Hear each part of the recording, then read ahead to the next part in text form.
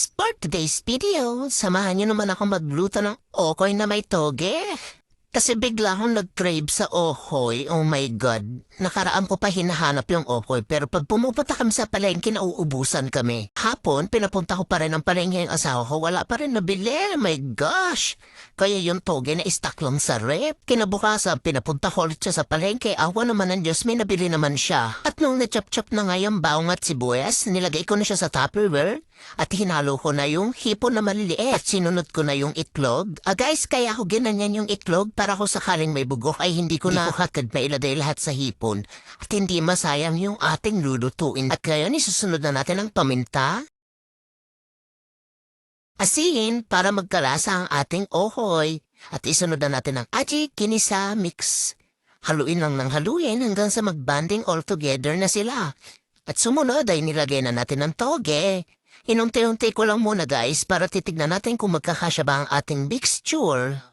At ayan na nga, sinunod ko pa yung ibang natitirang toge at sinunod ko naman ang harina para mag-crunchy ang ating lulutuin at sinunod ko na rin ang cornstarch. Tig-isang kutsarita lang sila. At ayun na, sinunod na natin ang kawali. Magpapainit na tayo ng mantika.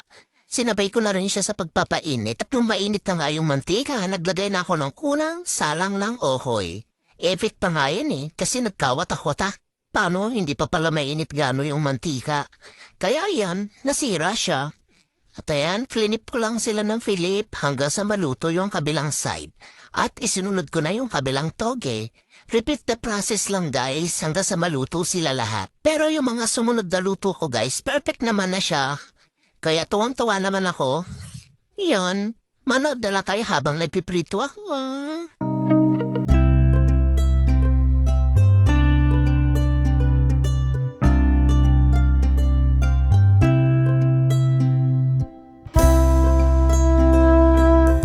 Ito pa nga sumunod na epic. Paano hindi ko napansin na malaki pala yung kawali ko tapos isa-isa lang yung paglalagay ko. Kaya ayan, dinalawa-dalawa ko na sila. Para naman mapabilis yung gawain ko, no? Makakatawa lang kasi hindi ko siya naisip nung una, no? At ayan na nga yung last batch ko nung pagpiprito. Nilahat ko na siya kahit marami.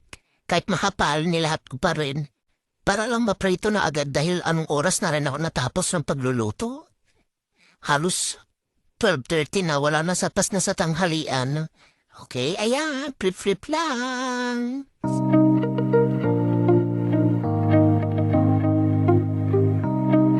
At nung naluto na nga lahat, ay hinugasan ko muna yung kawali at nagpainit ako ng mantika. Isinunod ko ang bawang dahil tayo ay magsisinangag. At yung natirang bawang, isasahog natin yan pang sausawan. At nung nagkayumanggi na nga yung bawang, nilagay ko na yung ating sinaing. Kakasain ko lang niya kaninang umaga. Kaya hindi ko na gano'n lulutuin yung kanin or iinitin kasi kasasain ko lang siya kaninang umaga.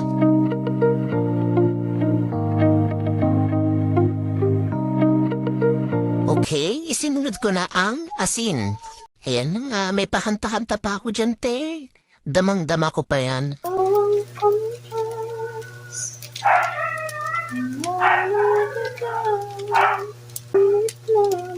At ang nor seasoning.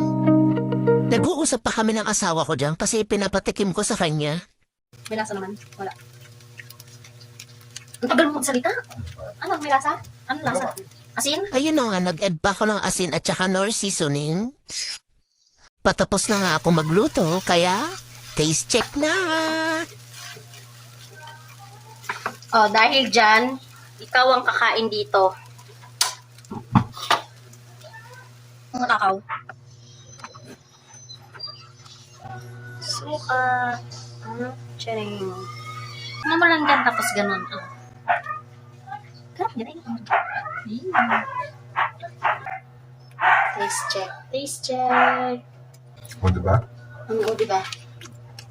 Sarap. Huwag mo muna bawsin yung suka.